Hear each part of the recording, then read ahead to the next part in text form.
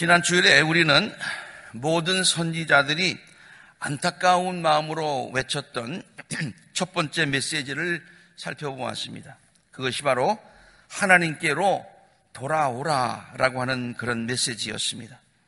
오늘 선지자들이 외쳤던 공통된 두 번째의 메시지를 살펴보려고 합니다. 그것은 악을 행하지 말라라고 하는 그런 메시지입니다. 그래서 하나님의 백성으로서 마땅히 가져야 하는 정결함과 거룩함을 회복하라라고 하는 것입니다.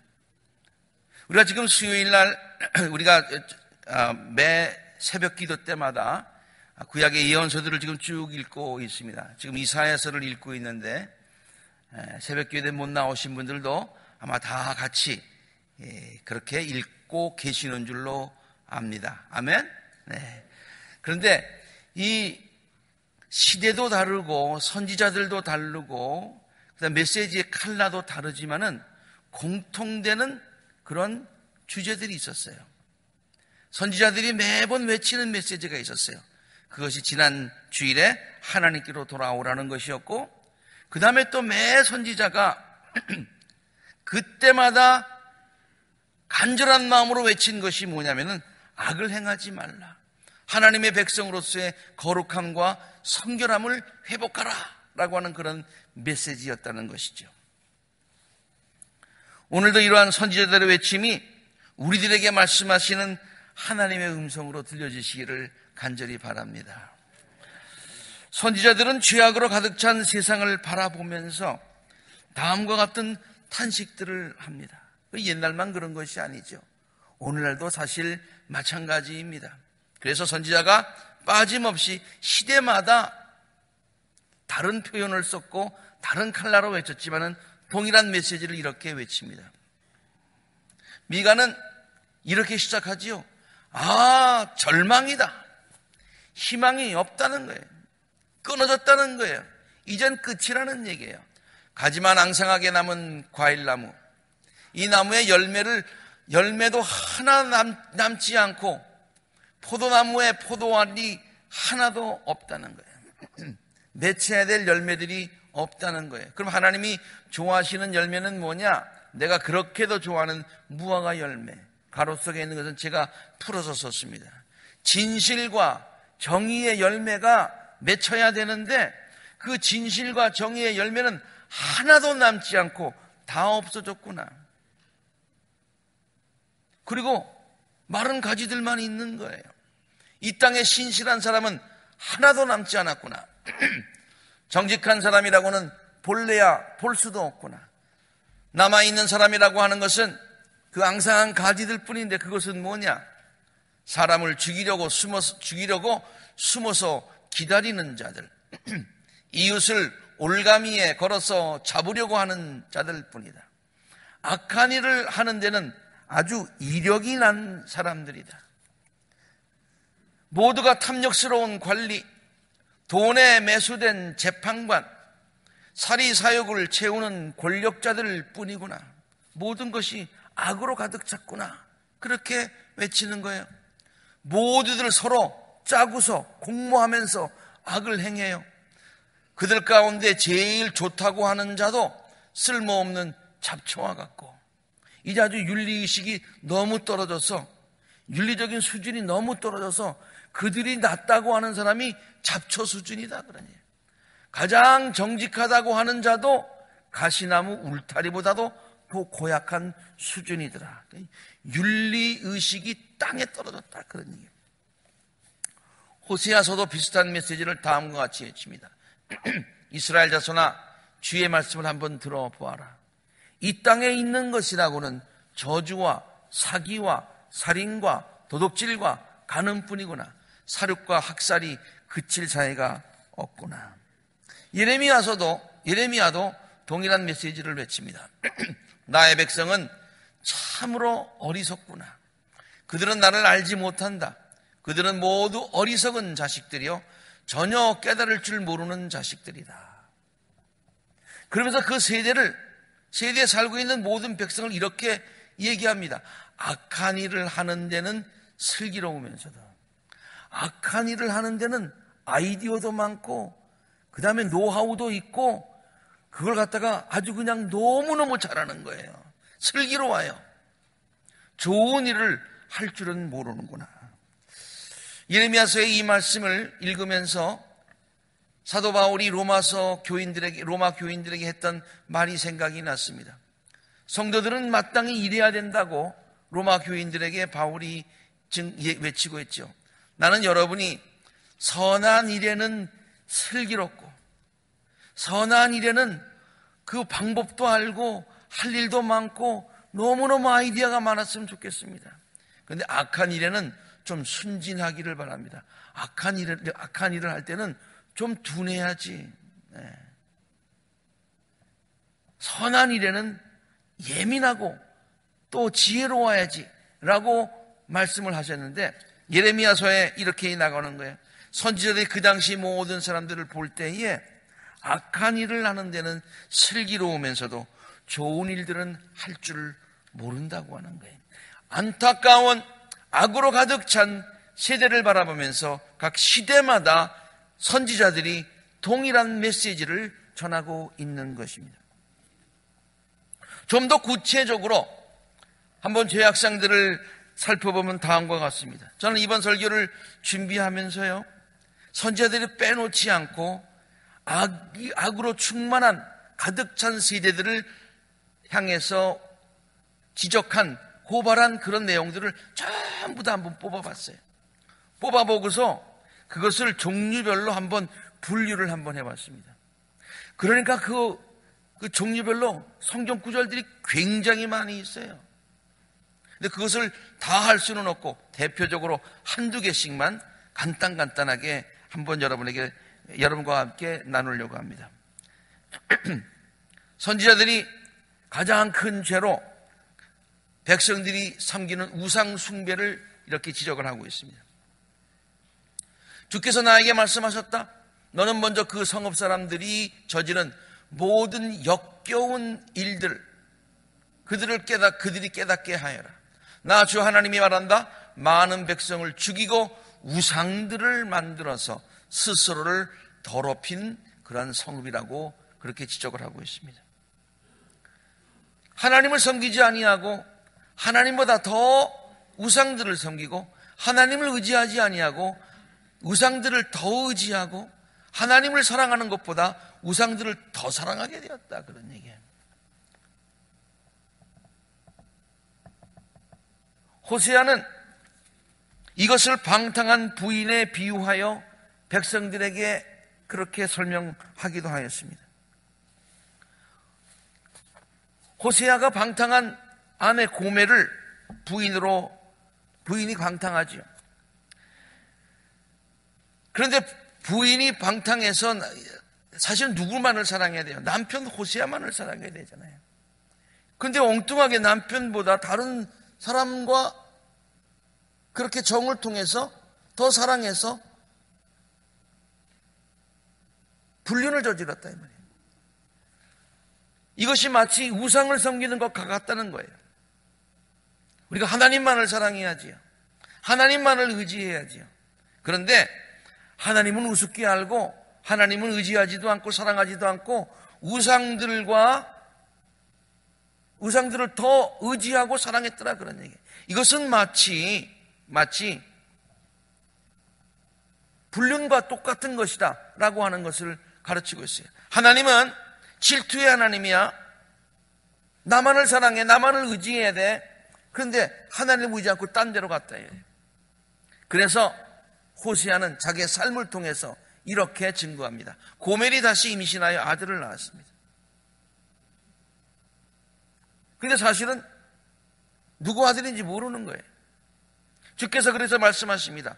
그의 이름을 로암미라고 하여라. 로암미라고 하는 뜻은 내 백성이 아니다, 내 아들 아니다, 그런 얘기예요. 너희가 나의 백성이 아니며 나도 너희의 하나님이 아니기 때문이다. 그런 우상 숭배의 죄를 저지르게 되었습니다. 하나님보다 모든 것들을 더 사랑하게 되었습니다. 또한 저들은 세상의 풍습을 따랐습니다. 하나님의 말씀을 따르지 아니하고 하나님의 기준에 따르지 아니하고 세상의 기준에 따랐다. 하나님이 참된 삶이라고 생각하는 말씀하시는 그 삶을 또 좋지 아니하고 세상 사람들이 좋다고 하는, 즐겁다고 하는, 성공이라고 하는, 행복이라고 하는 그것들을 쫓아갔다 이 말이에요. 에스겔서는 이렇게 얘기합니다. 그때서야 비로소 너희는 내가 주인 줄 알게 될 것이다. 너희는 내가 정하여 둔 율례대로 생활하지 않았습니다. 내가 정하여 준 규례를 지키지 않고 오히려 너희의 주위에 있는 이방 사람들의 규례를 따라서 행동하는구나. 내 규례대로 살지 않고 세상 사람들이 정한 그런 것대로 세상을 따라서 살고 있구나 그런 거예요. 또한 이스라엘이 백성들이 저지른 죄는 성적인 타락이었습니다. 성적인 타락이라는 카테고리 안에 굉장히 많은 성경 구절을 제가 찾을 수가 있었습니다. 그리고 성경 구절을 여러 개 스크린에 올려서 소개하려고 보니까 너무 적나라하게 표현들을 많이 해가지고 부끄러워요. 그래서 다 올릴 수가 없었어요. 저거 하나만 올렸어요. 예를 들어서 아모스는 이렇게 얘기합니다. 아버지와 아들이 같은 여자에게 드나들며 나의 거룩한 이름을 더럽혔다. 그 외에도 성적인 타락이 굉장히 많습니다. 이것은 비단 그때만이 아닙니다. 시대마다입니다. 아니 오늘날의 시대도 마찬가지입니다. 이제는 동성애까지 교회 깊숙한 곳에 찾아드는 그와 같은 죄악이 있다 이 말이에요. 사회 경제적인 부패를 선지자들이 또 이렇게 지적합니다. 에브라임은 거짓 저울을 손에 든 장사꾼이 되었어요. 장사를 하려면 정직하게 정확하게 달아서 줘야지요. 저울을 정확하게 달아서 줘야죠. 근데 저울을 속이는 거예요. 그러면서 에브라임은 자랑합니다. 아, 내가 정말 부자가 되었구나. 이제는 한 미첨 톡톡히 잡았다. 참 번역을 재미있게 해놨어요. 모두 내가 피땀을 흘려서 모은 재산인데, 피땀 흘려서 모은 재산이에요? 부정해서 모은 재산이잖아요. 누가 나더러 부정으로 재산을 모았다고 말하겠는가? 이제는 부정으로 재산을 모았는데도 그것 자체도 부인하는 거예요. 이것이 지금 저 사람뿐만이 아니라 모든 사람들이 다 그렇게 속이는 거예요. 도성을. 향락에 취해 삽니다. 옛날이나 지금이나 마찬가지인 것 같아요. 아침에 일찍 일어나서 독한 술을 찾는 사람, 저걸 한국 사람들은 해장술이라고 그렇게 얘기하더라고요. 실제로 한국에 가서 아침에 그 식당 가보면요, 술들을 넣고 먹는 거예요. 술들을 넣고. 아니, 저게 물 마시듯이 마셔요. 밤이 늦도록 포도주에 얼이 빠져 있는 사람에게 재앙이 닥친다. 그들은 연애에서 수금과 검은고와 소고와 피리와 포도주를 갖추었는데 모든 것을 싹 갖추고 빈틈없이 파티하는 데는, 즐기는 데는 빈틈없이 돈을 아끼지 않고 다 쓰는데 주께서 하시는 일에는 관심이 없어요. 주께서 손수 이루시는 일도 거들떠보질 않아요. 죄 짓는데, 즐기는 데는 아끼지 않아. 하나님의 일에는 인색해. 그런 거예요. 선지자들은 읽어보면은 사치에 대한 그 죄도 이렇게 고발을 합니다. 옛날이나 지금이나 다 똑같은 거. 이 성경 말씀을 우리가 읽으면서 너무너무 똑같은 것을 발견하게 됩니다. 시온의 딸들이 교만하여 목을 길게 빼고 다니고 호리는 눈짓을 하고 다녀. 아주 딸들이 호린다고 하는 얘기는 이렇게 그냥 지나가는 사람을 갖다 그냥 이렇게 윙크하고 그러는 것 같아요. 그래서 꼬리를 치고 걷는데요. 제가 이 말을 히브리어로 찾아보지는 않았어요. 그런데 참 번역은, 미닝은 그런 것 같아요. 굉장히 번역을 잘한 것 같아요. 발목에서 짤랑짤랑 소리를 내는구나. 그날이 오면 주께서 여인들에게 이 모든 것들을 벗기시는데, 제가 이거를 왜 올려놨는 거 아니? 그 당시 사람들이 얼마나 저런 것들로 장식을 많이 하고 그 나름대로 사치스러웠는가라는 것을 보여주는 장면이에요.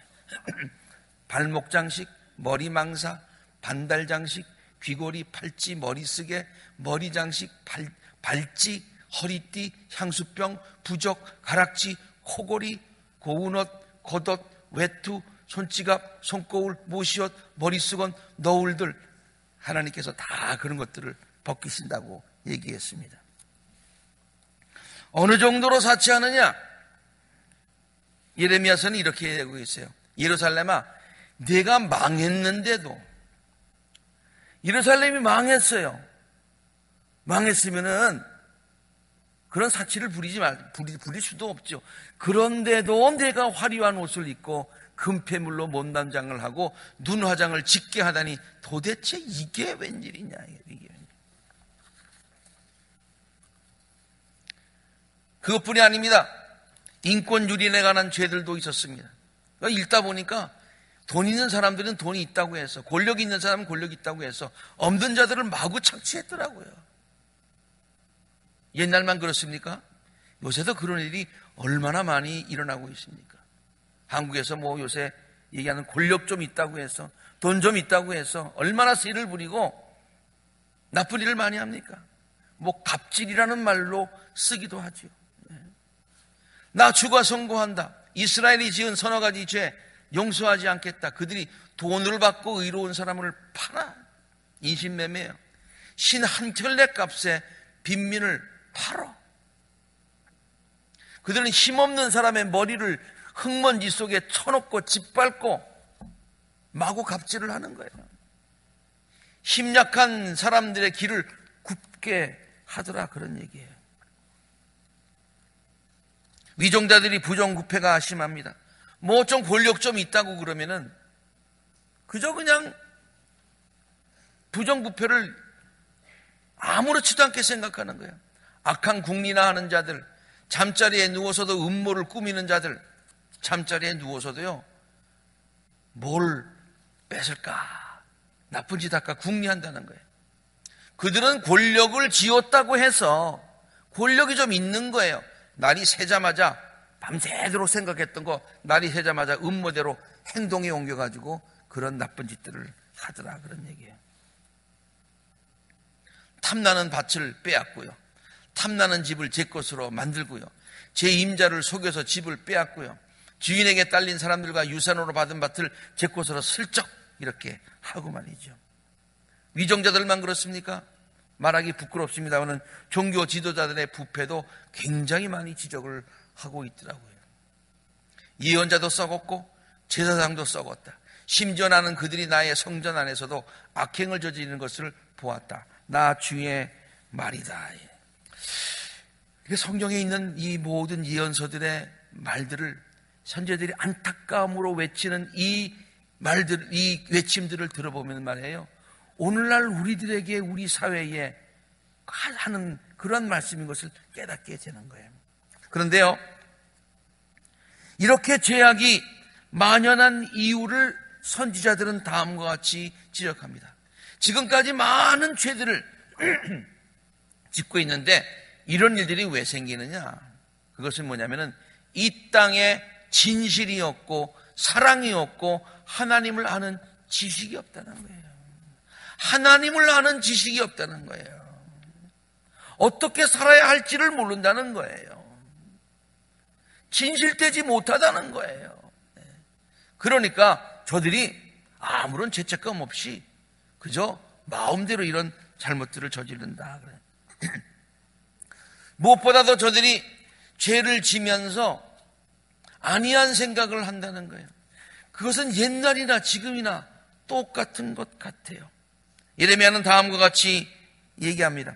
하나님은 끝없이 화를 내시는 분이 아니다.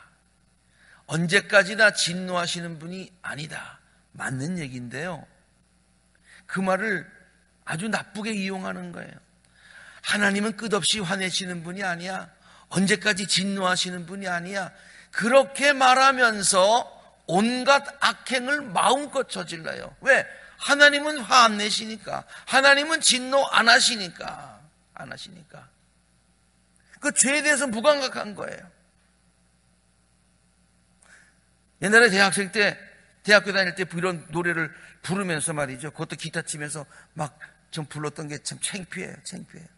여세 동안 죄를 짓고 하루만 회개한다 하면 천당에 간다네 세상 요지경 뭐 이런 불렀어요. 여세 동안 죄를 짓고 하루만 회개하면 천당에 간다네 세상 요지경 랄랄랄랄랄랄라 하면서 나 놀고 이게 뭔지도 모르고 그랬어요. 뭔지도 모르고. 에스겔서 12장 22절에도 마찬가지예요. 사람들이 이렇게 얘기한다는 거예요.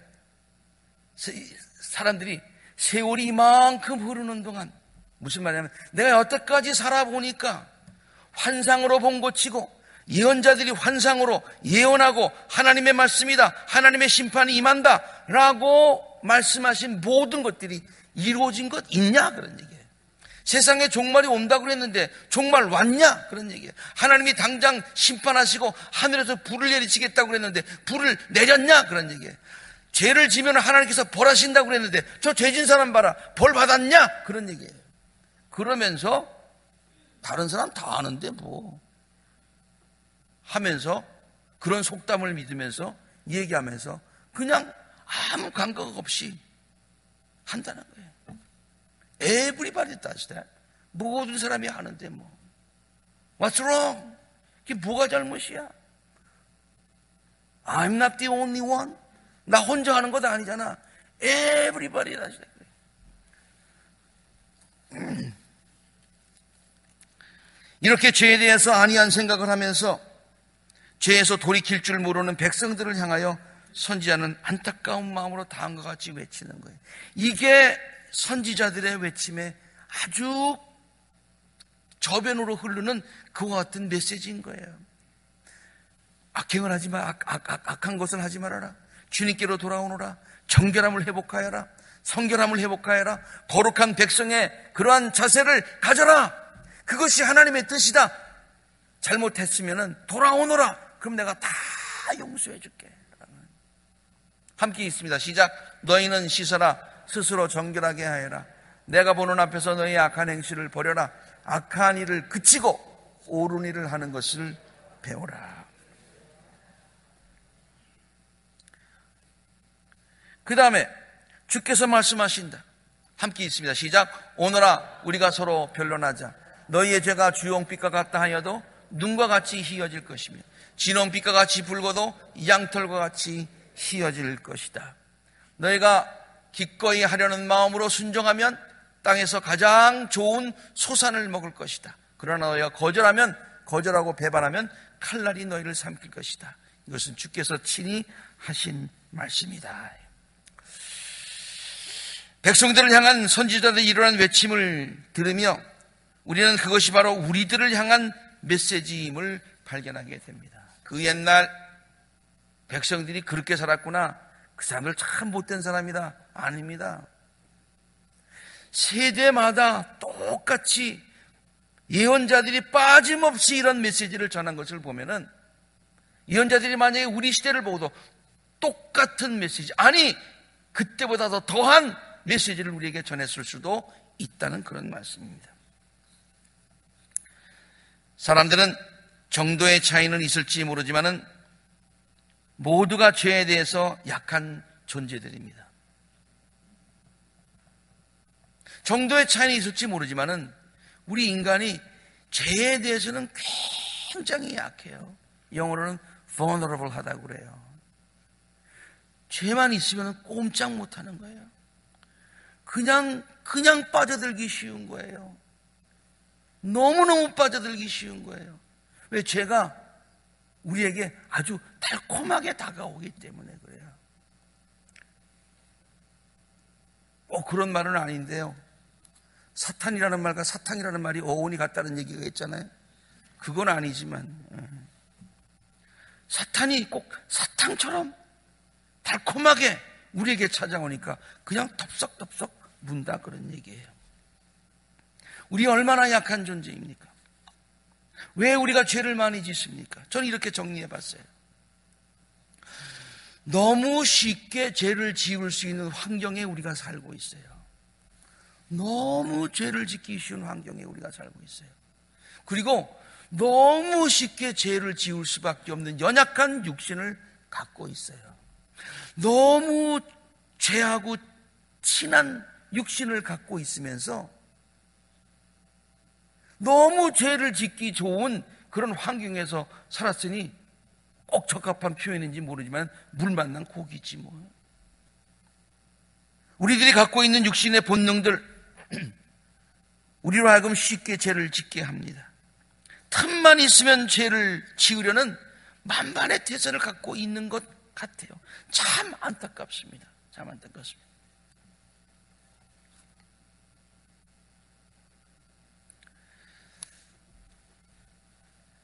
예수님도 인정해 주시는 거예요. 예수님이 뭐라고 그랬었어요? 제자들에게 마음은 참 원인데 마음은 죄를 짓지 않으려고 하고 마음은 나태해지지 않으려고 하는데 육신이 참 약하구나, 안타깝구나, 그렇게 말씀을 하셨어요. 근데요, 이것은 제자들을 아끼는 마음에서, 애처로하는 마음에서 예수님께서 하신 말씀인데 우리는 그 얘기를 너무나 자주 인용해요. 죄를 짓고 나서는 마음 가운데 푹 찔리면은 마음은 원이로되 육신이 약해서, 또 죄 짓고 마음은 원이로되 육신이 약해서. 맞습니다. 우리가 죄를 짓기 좋아하는 사람이 어디 있겠어요? 죄 안 짓고 싶어 하죠. 그러나 육신이 약해서, 이 세상이 약해서 핑계를 댄다 그러냐. 마음이, 육신이 약한 것은 사실이지만 그것이 우리가 죄를 짓는 정당한 이유는 돼서는 안 된다 그런 얘기예요. 그럼에도 불구하고 예수님께서 우리를 향해서 너희들의 마음이 원이되 육신이 약하구나, 그럼에도 그것을 아심에도 불구하고 우리들에게 요구하시는 것이 있어요. 그럼에도 불구하고 너희들은 하나님의 백성이에요. 거룩함을 회복해, 성결함을 회복해, 그래야 너희들이 나의 자녀요, 나의 백성이다 그런 얘기예요. 레위기서 19장 1절과 2절에 있는 말씀입니다. 주께서 모세에게 말씀하십니다. 이스라엘 자손 온 회중에게 말하여라. 너는 그들에게 이르라. 너의 하나님인 나 주가 말한다. 너의 하나님인 나 주가 거룩하니 어떻게 하라고요? 너희도 거룩해야 된다. 마음은 원이로되 육신이 약한 것 사실이지만 그러나 너희 거룩해야 된다. 출애굽기 19장 3장 6절. 너는 야곱 가문에게 이렇게 말하여라. 이스라엘 자손에게 일러주어라. 너희는 내가 선택한 백성이 되고 너희의 나라는 나를 섬기는 제사장 나라가 되고, 시작, 너희는 거룩한 민족이 될 것이다. 거룩한 민족이 되어라. 거룩한 백성이 되어라. 거룩한 하나님의 제자들이 되어라. 성도가 되어라. 육신은 약하지만 그러나 그것이 핑계가 돼서는 안 된다. 그러므로 거룩함과 정결함은 구원받은 우리 성도들이 마땅히 가져야 되는 자세이고 또 부단히 추구해야 되는 신앙생활의 목표인 것입니다. 바울도요, 이런 면에서 보면은 바울 서신을 읽어보면은 우리 성도들이 거룩해야 된다는 얘기를 굉장히 많이 하고 있어요. 나는 여러분을 순결한 처녀로 오직 한 남편인 그리스도에게 바치려고. 나머지는 읽지 않겠습니다만은 순결함, 진실함, 그것을 지켜야 된다. 그래서 우리는 마치 신부가 순결함과 정결함을 지켜야 되듯이 신부된 우리들은 신랑 되시는 예수님 앞에서 정결함과 순결함을 지켜야 된다는 거예요.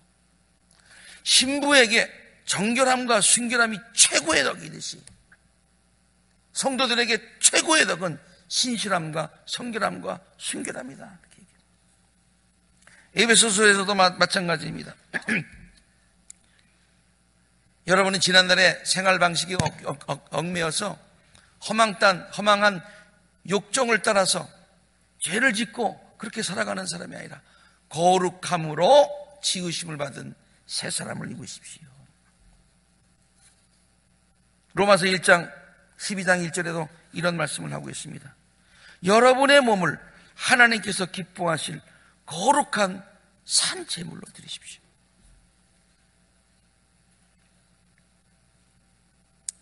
디모데후서 2장 21절에 보면 이런 말씀이 있어요. 하나님께서 우리들을 갖다가 쓰실 때에 어떤 그릇을 쓰시겠느냐? 금그릇이 쓰시겠느냐? 은그릇 쓰시겠느냐? 요새 말로 얘기하면 이런 얘기일 거예요. 하나님이 우리를 쓰실 때 금수저 쓰시겠느냐? 흙수저 쓰시겠느냐? 뭐 그런 얘기겠죠. 그럼 어떤 거 쓰시냐? 그런 거, 금, 흙, 은 이런 거 따지지 않고 깨끗한 거 쓰신다. 하나님께 쓰임받기를 원하느냐? 하나님께 쓰임받는 성도가 되기를 원하느냐? 그러면은 성결한 삶을 살아라. 그런 얘기예요. 데살로니가 전서 4장 3절에 있는 말씀 함께 읽습니다. 시작. 하나님의 뜻은 여러분이 성결하게 되는 것입니다. 이렇듯 거룩함과 정결함은 구원받은 우리 성도들이 마땅히 가져야 되는 자세이고요. 동시에 우리 모두가 부단히 추구해야 되는 신앙생활의 목표인 것입니다. 그리고 악을 행하지 말라는 선지자들의 간절한 외침은 우리들로 하여금 이러한 거룩함과 정결함을 회복하게 하기 위함인 것입니다. 앞으로 계속해서 이 연서를 읽으시면서요, 새벽마다 혹은 집에서 읽으시면서 시대마다 모든 선지자들이 외치는 이러한 외침에 우리가 귀를 기울이실 수 있게 되기를 바랍니다. 그리고 마음은 원이로되 육신이 약하다, 이런 핑계가 아니라 그 외침을 들으면서 우리의 심령 깊은 속에서 회개하고 또한 구체적으로 거룩하고 정결한 삶을 회복하는데 우리가 부단히 노력할 수 있는 복된 사순절 기간이 되시고 복된 성도님들이 되시기를 주의 이름으로 축원합니다. 함께 기도하시겠습니다.